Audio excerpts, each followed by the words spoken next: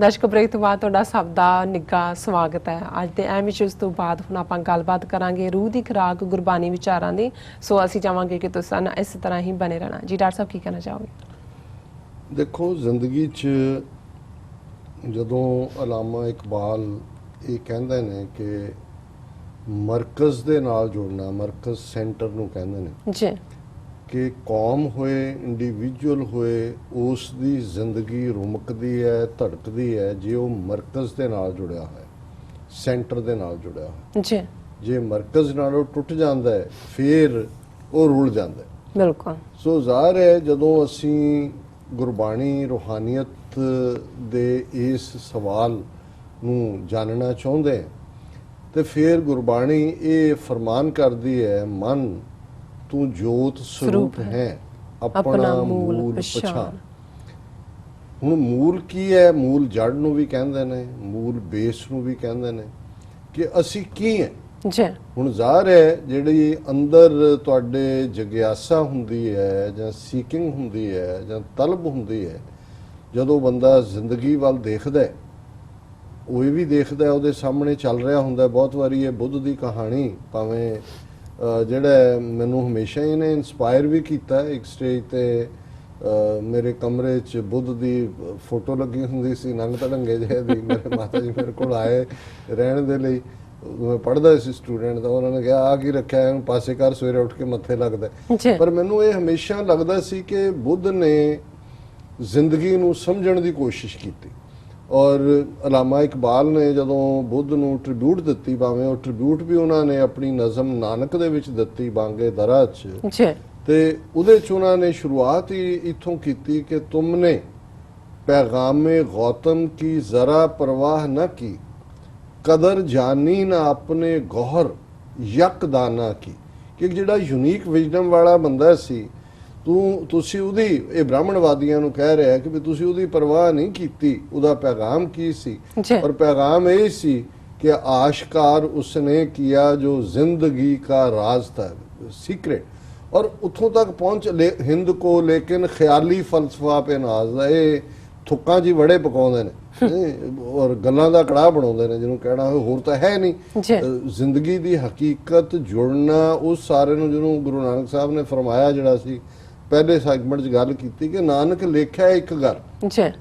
Ultimately ਤਾਂ ਉਸ ਮਰਕਜ਼ ਨਾਲ ਜੁੜਨਾ, ਰੱਬ ਨਾਲ ਜੁੜਨਾ, ਆਪਣੇ ਮੂਲ ਨੂੰ ਪਛਾਣਨਾ। ਸੋ ਬੁੱਧ ਇਸ ਨਤੀਜੇ ਤੱਕ, ਜਿਹਨੂੰ ਗਿਆਨ ਕਹਿੰਦੇ ਨੇ, ਪਹੁੰਚਣ ਤੋਂ ਪਹਿਲਾਂ ਉਹ ਦੇਖ ਰਿਹਾ ਹੈ ਕਿ ਜ਼ਿੰਦਗੀ ਦੇ ਵਿੱਚ ਬਿਮਾਰੀ ਵੀ ਹੈ, ਬਿਮਾਰ ਜਾ ਰਿਹਾ ਹੈ।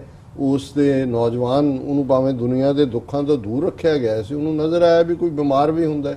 ਉਹਨੇ ਕਮਰ ਝੁਕੀ ਵਾਲਾ ਬੰਦਾ ਦੇਖਿਆ ਪਹਿਲੀ ਵਾਰ ਜ਼ਿੰਦਗੀ 'ਚ, ਉਹਨੂੰ ਨਜ਼ਰ ਆਇਆ ਕਿ ਬਈ ਇਹ ਇੱਕ ਬੁਢਾਪਾ ਵੀ ਆਉਂਦਾ।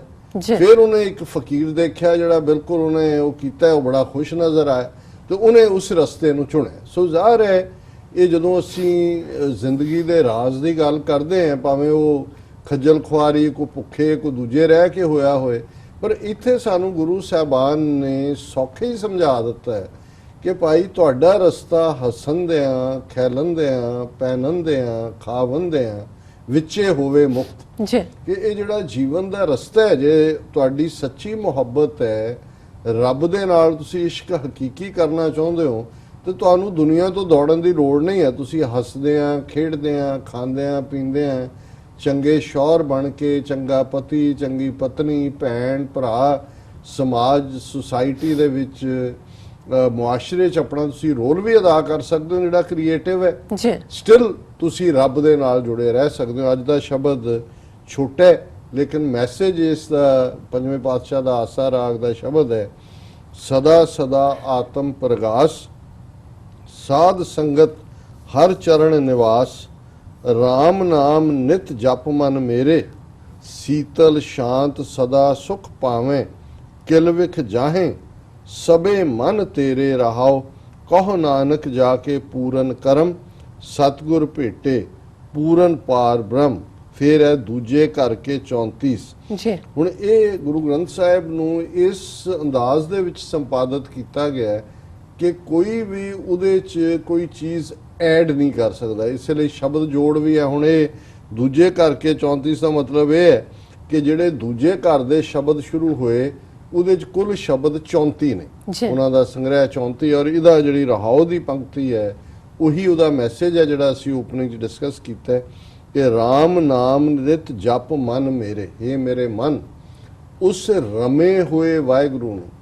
ਉਹ ਰਾਮ ਨਹੀਂ ਜਿਹੜਾ ਦਸ਼ਰਥ ਦਾ ਬੇਟਾ ਹੈ ਤੇ ਜਿਹਦਾ ਮੰਦਰ ਵਹੀਂ ਬਣਾਏਗੇ ਕਹਿ ਕੇ ਸੁਪਰੀਮ ਕੋਰਟ 'ਚ ਹੁਣ ਟ੍ਰਾਇਲ ਚੱਲ ਰਿਹਾ ਹੈ। ਇੱਕ ਮੈਂ 2-3 ਮਿੰਟ ਦਾ ਵੀਡੀਓ ਕਲਿੱਪ ਸਵਾਮੀ ਅਗਨੀਵੇਸ਼, ਇਹ ਤਾਂ ਆਰੀਆ ਸਮਾਜੀ ਆਰੀਆ ਸਭਾ ਦਾ, ਪਰ ਇਹ ਸਨਾਤਨੀਆਂ ਦੇ ਪੋਲ ਵੀ ਖੋਲਦੇ ਨੇ, ਉਹਦਾ ਮੈਂ ਸੁਣ ਰਿਹਾ ਸੀ ਜੀ।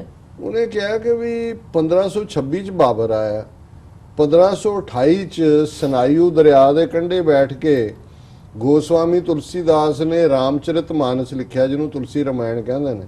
ਜੇ ਉੱਥੇ ਉਹਦੇ ਜਰਨਲ ਨੇ ਬਾਬਰ ਦੇ ਨੇ ਢਾਇਆ ਸੀ ਮੰਦਰ, ਰਾਮ ਦਾ ਮਸੀਤ ਬਣਾਈ ਸੀ, ਉਹਨੂੰ ਤਾਂ ਨਜ਼ਰ ਨਹੀਂ ਆਈ ਤੁਲਸੀਦਾਸ ਨੂੰ, ਜਿਹੜਾ ਉੱਥੇ ਬੈਠ ਕੇ ਰਾਮ ਦੇ ਗੁਣ ਗਾ ਰਿਹਾ ਜੀ। ਸ਼ਿਵਾਜੀ ਉਹਨੂੰ ਨਜ਼ਰ ਨਹੀਂ ਆਈ, ਦਇਆਨੰਦ ਸਰਸਵਤੀ ਉਹਨੇ ਕਿਹਾ ਜਿਹਨੇ ਆਰੀਆ ਸਮਾਜ ਬਣਾਇਆ ਉਹਨੂੰ ਨਜ਼ਰ ਨਹੀਂ ਆਈ। ਫਿਰ ਉਹਨੇ ਗੁਰੂ ਗੋਬਿੰਦ ਸਿੰਘ ਸਾਹਿਬ ਦਾ ਹਵਾਲਾ ਵੀ ਦਿੱਤਾ ਹੈ ਕਿ ਭਾਈ ਪਟਨਾ ਸਾਹਿਬ ਉਹਨਾਂ ਦਾ ਪ੍ਰਕਾਸ਼ ਹੋਇਆ, ਉਹ ਉਹਨਾਂ ਨੇ 4 ਆਪਣੇ ਪੁੱਤਰ ਵੀ ਕੁਰਬਾਨ ਕੀਤੇ, ਸਾਰੇ ਉਹਨਾਂ ਨੂੰ ਨਜ਼ਰ ਨਹੀਂ ਆਇਆ ਕਿ ਭਾਈ ਇੱਥੇ ਕੋਈ ਇਹ ਹੈ ਵੀ ਇਹ ਮੋਦੀ ਦਾ ਜਿਹੜਾ ਵਡੇਰਾ LK ਅਡਵਾਨੀ ਜਿਹਨੇ ਰਥ ਯਾਤਰਾ ਦੇ ਨਾਲ ਇਹ ਸਾਰਾ ਪੰਗਾ ਖੜਾ ਕੀਤਾ ਸੀ, ਇਹਨੂੰ ਨਜ਼ਰ ਆਇਆ। ਸੋ ਜ਼ਾਹਿਰ ਹੈ ਇੱਕ ਗੱਲ ਦਾ ਧਿਆਨ ਰਹੇ, ਕਿਉਂਕਿ ਹਿੰਦੂਤਵ ਵੀ ਜਦੋਂ ਸਿੱਖਾਂ ਨੂੰ ਹਿੰਦੂ ਸਾਬਤ ਕਰਨਾ ਚਾਹੁੰਦੇ ਨੇ ਫਿਰ ਕਹਿਣਗੇ ਇੰਨੇ 1000 ਵਾਰ ਰਾਮ ਲਫ਼ਜ਼ ਗੁਰੂ ਗ੍ਰੰਥ ਸਾਹਿਬ ਚ ਆਇਆ। ਉਹ ਭਾਈ ਦਸ਼ਰਥ ਦਾ ਬੇਟਾ ਰਾਮ ਨਹੀਂ ਹੈ, ਇਹ ਰਾਮ ਹੈ ਰਮਿਆ ਹੋਇਆ, ਜਿਹੜਾ ਓਮਨੀ ਪ੍ਰੈਜ਼ੈਂਟ ਹੈ। ਔਰ ਇਸ ਓਮਨੀ ਪ੍ਰੈਜ਼ੈਂਟ ਰਾਮ ਦਾ ਹੀ ਜ਼ਿਕਰ ਹੈ ਜਿਹੜਾ ਕਿ ਹਰ ਘਟ ਦੇ ਅੰਦਰ, ਹਰ ਜ਼ਰੇ ਦੇ ਅੰਦਰ, ਸਾਰੀ ਕਾਇਨਾਤ ਦੇ ਅੰਦਰ ਹੈ। ਔਰ ਇਸ ਪ੍ਰਥਾਏ ਗੁਰੂ ਸਾਹਿਬ ਫਰਮਾਉਂਦੇ ਨੇ ਕਿ हे ਮੇਰੇ ਮਨ ਉਸ ਰੱਬ ਨੂੰ ਹਮੇਸ਼ਾ ਯਾਦ ਰੱਖ ਜਿਹੜਾ ਰਮਿਆ ਹੋਇਆ ਹੈ, ਜਿਹੜਾ ਹਰ ਚੀਜ਼ ਦੇ ਵਿੱਚ ਮੌਜੂਦ ਹੈ। ਸੀਤਲ ਸ਼ਾਂਤ ਸਦਾ ਸੁਖ ਪਾਵੇਂ। ਜੇ ਉਸ ਵਾਹਿਗੁਰੂ ਦੀ ਯਾਦ ਤੇਰੇ ਅੰਦਰ ਰਹੇਗੀ ਤੇ ਅੰਦਰ ਠੰਡਾ ਰਹੇਗਾ, ਸੀਤਲ ਰਹੇਗਾ, ਸ਼ਾਂਤ ਅਮਨ ਰਹੇਗਾ, ਪੀਸ ਰਹੇਗੀ, ਸੀਤਲ ਸਦਾ ਸੁਖ ਪਾਵੇਂ। ਹੁਣ ਬਹੁਤ ਵਾਰੀ ਅਸੀਂ ਦੁਨਿਆਵੀ ਦੁੱਖ ਸੁੱਖ ਦੇ ਨਾਲ ਇਹਨੂੰ ਜੋੜਦੇ ਹਾਂ, ਸਗੋਂ ਇਹ ਦੁੱਖ ਸੁੱਖ ਤੋਂ ਤੁਹਾਨੂੰ ਦੂਰ ਲੈ ਜਾਂਦਾ, ਕਿਉਂਕਿ ਅਲਟੀਮੇਟਲੀ ਜਦੋਂ ਤੁਸੀਂ ਕਹਿੰਦੇ ਹੋ ਕਿ ਅੱਜ ਮੈਂ ਬਹੁਤ ਖੁਸ਼ ਹਾਂ, ਤੁਸੀਂ ਕਿਲੋਆਂ 'ਚ ਖੁਸ਼ ਹੁੰਦੇ ਹੋ, ਮੀਟਰਾਂ 'ਚ ਹੁੰਦੇ ਹੋ, ਕਸ 'ਚ ਹੁੰਦੇ ਹੋ, ਜਾਂ ਅੱਜ ਮੈਂ ਬਹੁਤ ਦੁਖੀ ਹਾਂ, ਮੇਰਾ ਸਿਰ ਦੁਖਦਾ ਹੈ। ਹੁਣ ਉਹ ਸਿਰ ਦੇ ਵਿੱਚ ਕੋਈ ਦੁੱਖ ਨਾੜੇ ਕੋਈ ਵਿੱਚ ਪੰਪ ਪਾਏ ਹੋਏ ਨੇ।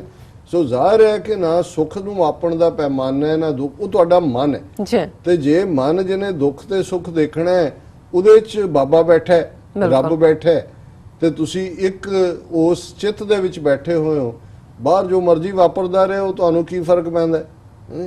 ਫਿਰ ਉਹਦੇ ਚੋਂ ਹੀ ਇੱਕ ਤਾਂ ਦੁਨੀਆ ਤੋਂ ਬੇਪਰਵਾਹੀ ਤੁਹਾਡੀ ਸੈਲਫਿਸ਼ਨੈਸ ਕਰਕੇ, ਇੱਕ ਰੂਹਾਨੀਅਤ ਕਰਕੇ ਵੀ ਹੈ। ਉਹ ਜਿਹਨੇ ਵੀ ਬਾਬੇ ਸੁਥਰੇ ਦੀ ਗੱਲ ਕੀਤੀ ਹੋਏਗੀ ਉਹ ਰੂਹਾਨੀਅਤ ਚੋਂ ਆਈ, ਭਾਵੇਂ ਉਹਨੂੰ ਅਸੀਂ ਅੱਜ ਹੋਰ ਨਾਲ ਜੋੜ ਦਿੰਦੇ ਹਾਂ, ਕੋਈ ਮਰੇ ਕੋਈ ਜੀਵੇ, ਸੁਥਰਾ ਘੋਲ ਪਤਾਸੇ ਪੀਵੇ। ਮਤਲਬ ਇਹ ਹੈ ਵੀ ਉਹ ਰੱਬ ਦੀ ਉਸ ਪਿਆਰ ਦੇ ਉਸ ਆਨੰਦ ਨੂੰ ਮਾਣ ਰਿਹਾ ਹੈ। ਔਰ ਇਹੀ ਉਹਨਾਂ ਨੇ ਕਿਹਾ ਵੀ ਉਹ ਵਾਹਿਗੁਰੂ ਫਿਰ ਸਦਾ ਸਦਾ ਆਤਮ ਪ੍ਰਗਾਸ, ਉਹ ਹਮੇਸ਼ਾ ਹਰ ਇੱਕ ਦੇ ਅੰਦਰ ਬੈਠਾ ਚਾਨਣ ਕਰਦਾ ਹੈ, ਨੂਰ ਦਾ ਰੂਪ ਹੈ, ਸਾਧ ਸੰਗਤ ਹਰ ਚਰਨ ਨਿਵਾਸ। ਉਹ ਵਾਹਿਗੁਰੂ ਕਿੱਥੇ ਹੈ? ਜੇ ਤੁਸੀਂ ਉਹਨੂੰ ਲੱਭਣਾ ਤੇ ਰੱਬ ਦੇ ਬੰਦਿਆਂ ਦੀ ਸੰਗਤ ਦੇ ਵਿੱਚ, ਸਾਧ ਸੰਗਤ ਦੇ ਵਿੱਚ ਹੀ ਉਹਦੇ। ਹੋਰ ਕੋਈ ਰੱਬ ਕੋਈ 8 ਫੁੱਟ ਦਾ ਨਹੀਂ ਹੈ ਕਿ ਜਦੋਂ ਤੁਸੀਂ ਚਰਨ ਪੈਰ ਫੜ ਲੈਣੇ ਨੇ, ਉਹ ਰਮਿਆ ਹੋਇਆ ਹਰ ਥਾਂ ਤੇ ਹੈ, ਜ਼ਰੇ ਜ਼ਰੇ ਚ ਹੈ। ਪਰ ਜਦੋਂ ਤੁਸੀਂ ਰੱਬੀ ਯਾਦ ਵਾਲੇ ਬੰਦਿਆਂ ਦੇ ਵਿੱਚ ਬੈਠਦੇ ਹੋ ਉਹਨੂੰ ਤੁਸੀਂ ਮਹਿਸੂਸ ਕਰਦੇ ਹੋ। ਔਰ ਸੀਤਲ ਸ਼ਾਂਤ ਸਦਾ ਸੁਖ ਪਾਵੇਂ, ਕਿਲ ਵਿਖ ਜਾਏ ਸਭੇ ਮਨ ਤੇਰੇ, ਕਿ ਤੇਰੇ ਮਨ ਦੇ ਜਿੰਨੇ ਵੀ ਪਾਪ ਨੇ, ਨੈਗੇਟਿਵਿਟੀਜ਼ ਨੇ, ਉਹ ਖਤਮ ਹੋ ਜਾ। ਕਹੋ ਨਾਨਕ ਜਾ ਕੇ ਪੂਰਨ ਕਰਮ। ਪੰਜਵੇਂ ਪਾਤਸ਼ਾਹ ਫਰਮਾਉਂਦੇ ਨੇ ਕਿ ਅਲਟੀਮੇਟਲੀ ਇਹ ਰੱਬ ਦੀ ਬਖਸ਼ਿਸ਼ ਦੇ ਨਾਲ ਹੀ ਹਾਸਲ ਹੁੰਦਾ ਹੈ। ਸਤਿਗੁਰ ਭੇਟੇ ਪੂਰਨ ਪਾਰ ਬ੍ਰਹਮ, ਜੇ ਉਸ ਦੀ ਬਖਸ਼ਿਸ਼ ਹੋਏ, ਤੁਹਾਡੇ ਚੰਗੇ ਕਰਮ ਹੋਣ, ਤੇ ਫਿਰ ਸਤਿਗੁਰੂ ਦੇ ਨਾਲ ਮਿਲਾਪ ਹੁੰਦਾ ਤੇ ਉਹੀ ਪੂਰਨ ਪਾਰ ਬ੍ਰਹਮ ਦੇ ਨਾਲ ਮੇਲ, ਔਰ ਉਸ ਦੇ ਨਾਲ ਜਿਹੜਾ ਸੀਤਲ ਸ਼ਾਂਤ ਸਦਾ ਸੁਖ ਪਾਵੇ। ਤੁਹਾਡੇ ਅੰਦਰ ਇੱਕ ਆਨੰਦ, ਬਿਲਕੁਲ ਇੱਕ ਸੁਖ, ਇੱਕ ਚੈਨ। ਫਿਰ ਇਹ ਨਹੀਂ ਹੁੰਦਾ ਕਿ ਗੁਆਂਢੀਆਂ ਦੇ ਘਰੋਂ ਜਿਹੜੀ ਹੈ ਉਹ ਕੇਸਰ ਦੀ ਖੁਸ਼ਬੂ ਆ ਰਹੀ ਹੈ ਤੇ ਸਾਡੇ ਤਾਂ ਇੱਥੇ ਨਹਾਉਣ ਨੂੰ ਸਾਬਣ ਨਹੀਂ ਹੈ। ਵੈਸੇ ਇੱਥੇ ਹੁੰਦਾ ਨਹੀਂ, ਇੱਥੇ ਤਾਂ ਹੁਣ ਸ਼ੈਂਪੂ ਆ ਗਏ ਨੇ। ਸ਼ੈਂਪੂ ਆ ਗਏ ਜੀ। ਹੁਣ ਤਾਂ ਸਾਬਣ ਵਰਤਣ ਵਾਲੇ ਨੂੰ ਘਟੀਆ ਮੰਨਦੇ ਆ। ਇਹ ਲੱਗਿਆ ਚਾਕੀ ਲੈ ਕੇ ਨੋ ਨਹਾਉਣ। That's not good.